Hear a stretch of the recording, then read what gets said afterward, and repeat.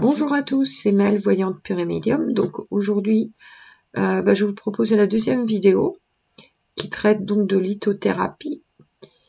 Donc dans la première vidéo, je vous lançais donc le sujet sous forme de question, à savoir qu'est-ce que le règne minéral peut nous apporter au quotidien en termes d'aide.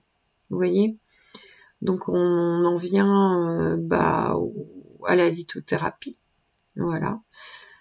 Donc pour moi c'est quelque chose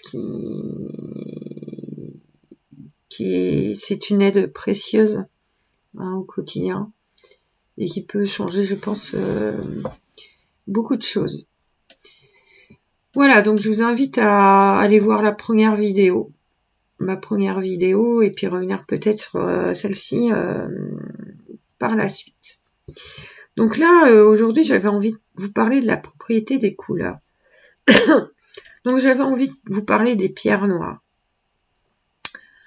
Donc en fait, vous pouvez avoir une pierre noire si vous avez par exemple des difficultés à séparer vos propres goûts et choix des influences extérieures.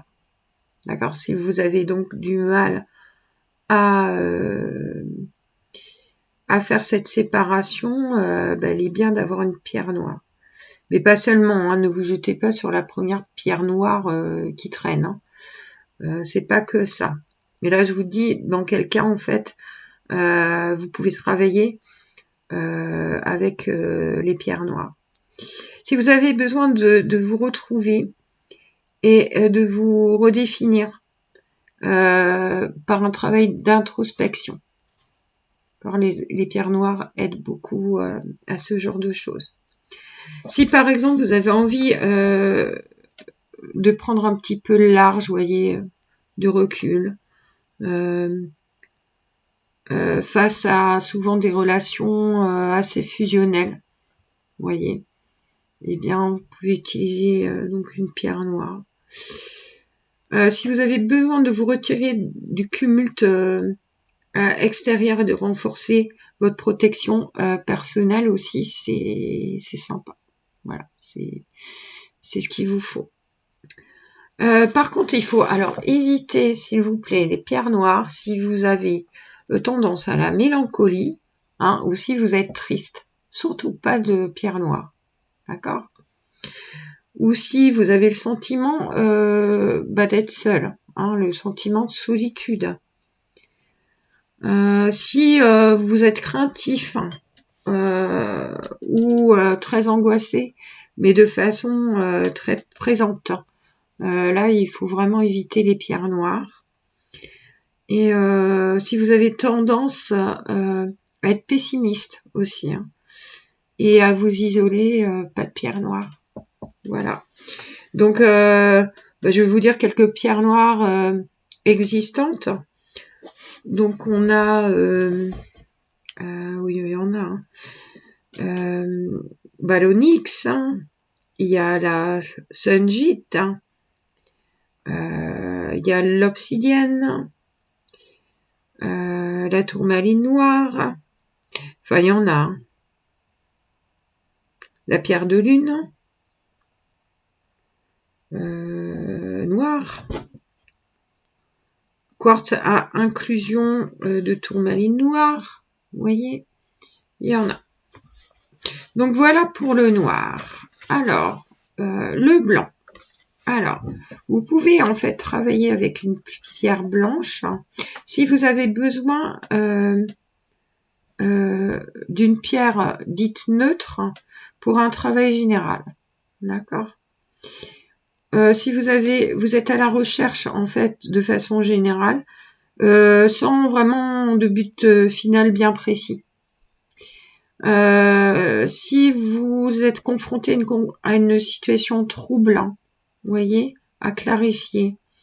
Si vous souhaitez vous entraîner à l'ouverture, à la sensibilité ou à l'accroissement de vos énergies, vous pouvez utiliser une pierre blanche.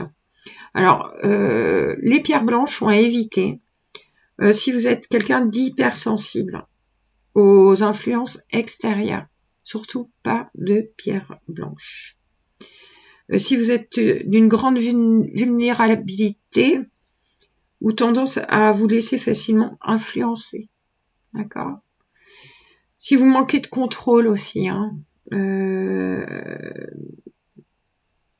par rapport à vos propres énergies. Donc, par exemple, lorsque vous faites des voyages astrales involontaires ou si vous avez des fuites énergétiques, surtout pas de pierres blanches. D'accord. Donc, je vous donnais des exemples de pierres. Donc, vous avez le saphir blanc, la sélénite, la topaze blanche, la pétalite, vous avez la phénacite, le cristal de roche, le fameux cristal de roche, l'agate blanche, le diamant incolore, l'opale noble blanche, pierre de lune blanche, enfin vous en avez, voilà, des pierres blanches. Alors après on va dans le rouge, très énergisant le rouge. Donc alors, vous pouvez travailler donc avec les pierres avec la couleur rouge, donc avec les pierres rouges. Si par exemple vous avez une fatigue chronique, si vous avez un manque de force ou de volonté ou de courage face à des épreuves, si vous avez, vous sentez, comment je pourrais dire ça,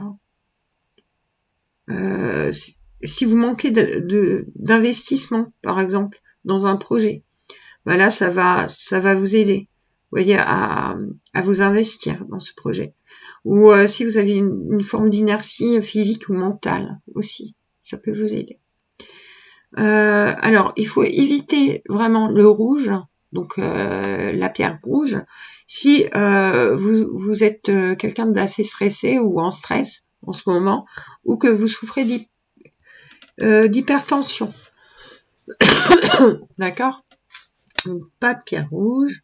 Si vous avez tendance à vous énerver énormément et très facilement, donc si vous avez une tendance colérique, ou si vous avez tendance à être violent, d'accord ? Pas de pierre rouge. Si vous êtes quelqu'un d'assez hyperactif, physiquement ou mentalement, d'accord ? Pas de pierre rouge. Si vous avez une grande impulsivité aussi, vous voyez, ou que vous êtes quelqu'un d'assez impatient, évitez le rouge. Donc, alors, en exemple, il y a la sardoine, vous avez la jaspe rouge, l'œil de taureau, la cuprite, la cinnable, l'aventurine, le grenat pyrope, enfin vous en avez le rubis, voilà. Alors on part dans le jaune maintenant. Alors vous pouvez travailler donc avec des pierres dites jaunes si vous êtes mélancolique et si vous avez des difficultés à positiver. Alors, ou si vous avez besoin de vous trouver, par exemple, votre voie professionnelle ou sa position au sein de la société. D'accord ? C'est-à-dire que vous sentez paumé au sein de la société et vous souhaitez donc trouver votre voie. Si vous avez un manque de confiance en vous, qui est dû à une mauvaise image de vous-même, d'accord, qui est renvoyée par le monde qui vous environne, le monde extérieur. Si vous êtes fatigué de façon passagère, d'accord, dans la journée, donc du type coup de barre, quoi, vous voyez. Donc alors, il faut éviter le rouge, donc les pierres, n'importe quoi, les pierres jaunes. D'accord, il faut éviter si vous êtes si vous êtes quelqu'un de trop, comment dire, si vous faites une course vraiment effrénée à la gloire ou au pouvoir, coupant tout, en fait, coupant votre bonheur, quoi. Enfin, vous voyez, comment je pourrais dire ça, si vous pensez qu'à ça, quoi, qu'à la gloire, qu'au pouvoir, en oubliant en fait tous ces petits moments de l'ici maintenant qui pourraient vous rendre heureux, quoi. Alors, il faut aussi éviter les pierres jaunes.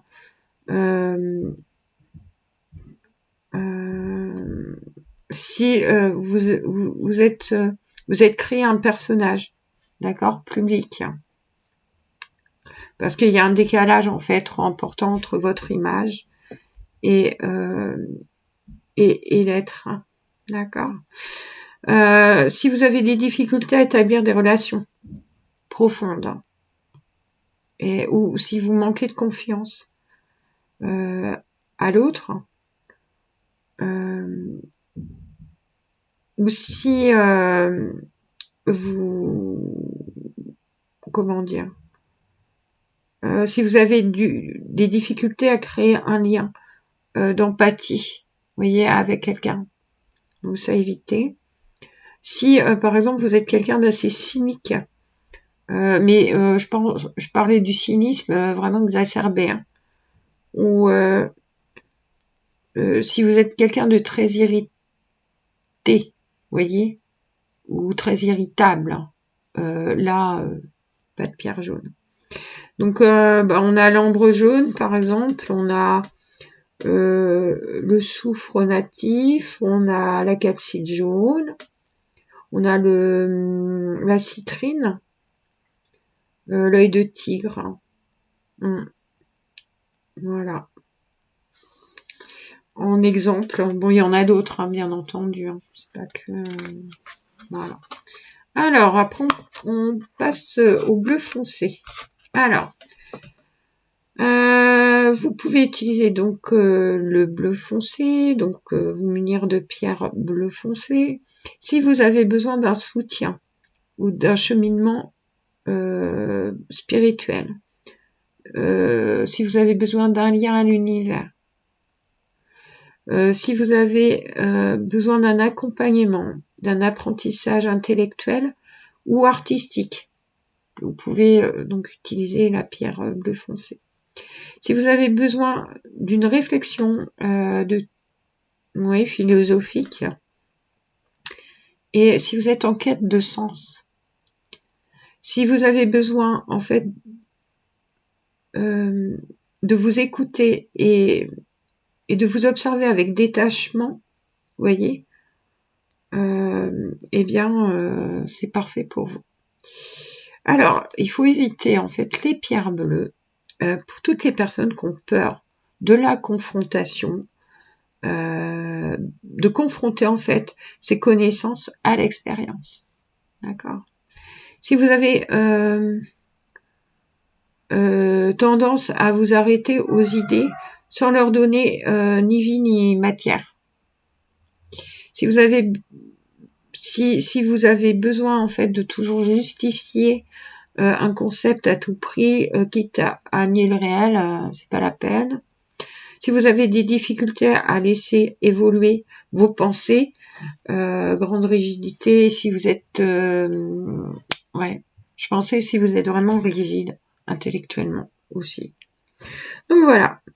Donc dans les pierres bleu foncé, vous avez la spinelle bleue, la tourmaline bleue, la sodalite, le saphir bleu, l'aventurine bleue, l'œil de faucon, l'apatite bleue. Voilà. Écoutez, j'espère que le sujet vous intéresse. En tout cas, j'essaie de vous intéresser. Alors, on va finir peut-être par le bleu clair. Allez. Alors, vous pouvez donc avoir des pierres bleu clair. Si vous avez des difficultés d'expression, si vous souffrez de bégaiement ou d'hésitation, moi, ça serait bien, hein, il y a des fois. Parce qu'il y a des fois où, effectivement, je suis pas très douée, en fait, vous voyez, pour les grands discours, tout ça. Je suis quelqu'un dans la vie, vous savez, je suis voyante et médium, mais je suis quelqu'un de très discrète. Vous voyez, je suis pas quelqu'un qui m'étale, qui aime étaler, qui aime m'étaler. Vous voyez, je suis quelqu'un de très discrète. Et c'est vrai que je suis pas non plus... Enfin, là, je me lance dans les vidéos, vous me direz, mais bon, à la base, c'est pas trop mon truc non plus. Mais bon, c'est plaisant quand même. Je trouve que c'est sympa. Puis, à fur et à mesure de les faire, on prend confiance, quoi. Parce que là, c'est vraiment une première, quoi. Vous voyez, il y a encore peut-être 6 mois, je n'aurais peut-être pas fait de vidéo. C'est très clair. Voilà. Enfin, c'est rigolo. Voilà, donc oui, là je sors du sujet, excusez-moi, j'ai fait une petite parenthèse. Donc oui, je vous parlais donc des pierres bleu clair, donc vous pouvez les utiliser aussi si vous êtes fatigué intellectuellement. Donc une fatigue qui est en général due à des idées obsessionnelles, vous voyez, ou trop récurrentes. Si vous avez des problèmes de tact ou de choix des mots justes. Si vous avez besoin de vous lier à l'inconnu ou de prendre contact avec qui ne fait pas partie de votre monde. D'accord. Alors, il faut... alors, il y a des précautions. Ça, c'est super important. Concernant les pierres bleu clair. Alors, on distingue en fait dans cette gamme... Excusez-moi, je vais couper. On distingue en fait dans cette gamme de pierres des variétés passives, donc qui développent l'écoute et l'intériorité, des variétés actives qui travaillent sur l'expression et l'extériorisation. Ce lien des extrêmes au sein du bleu clair rend un travail plus subtil, je dirais, nécessitant une grande consolidation des premiers chakras ainsi qu'une parfaite écoute de soi, si l'on veut avancer vers une harmonie. Chacun peut apprendre avec le temps à discerner l'accès de bleu actif et expressif de l'excès du bleu passif lié à l'écoute de l'autre. Donc il faut éviter les bleus clairs actifs, d'accord, en cas de vous voyez, j'ai des problèmes là. Il faut une pierre bleu clair, hein, franchement. Alors, je reprends. Donc il faut pas en fait prendre des pierres bleu clair, donc actives, en cas de exacerbation de l'expression.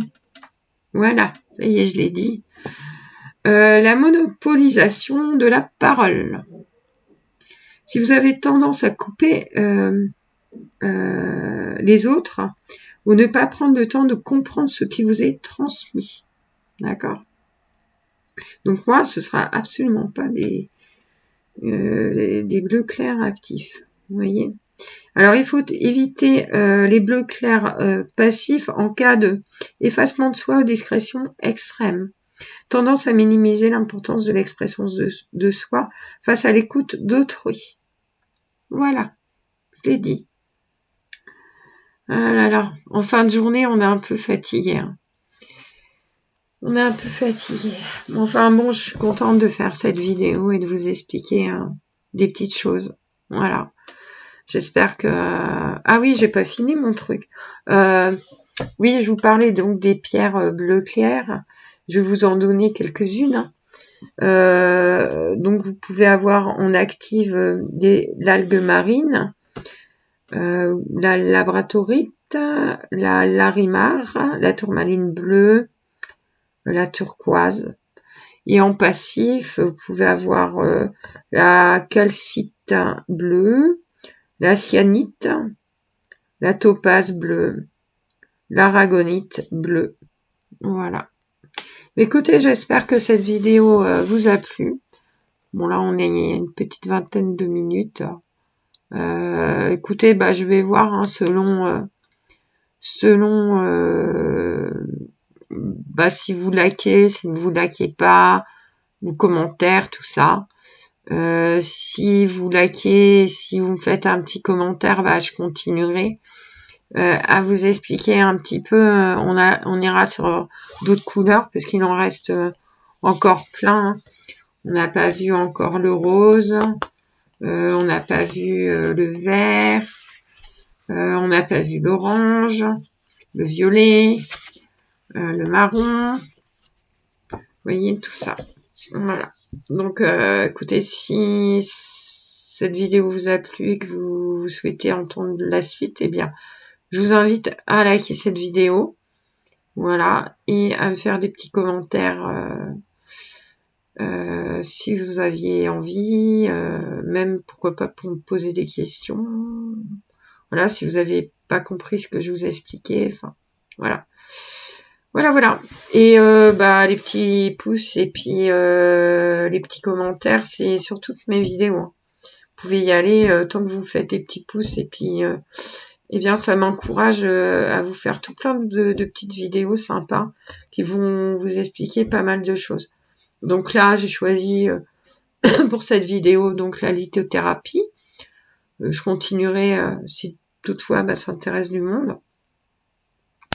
Mais voilà, j'ai réalisé aujourd'hui une vidéo sur la magie. Voilà, je parle de voyants, je parle j'avais envie de vous parler de médiumnité. Voilà, de spiritualité, de sujets spirituels. Voilà, c'est un petit peu un grand éventail que je vous propose. Voilà. Et bien écoutez, j'étais ravie de passer un petit moment avec vous et je vous souhaite une bonne soirée.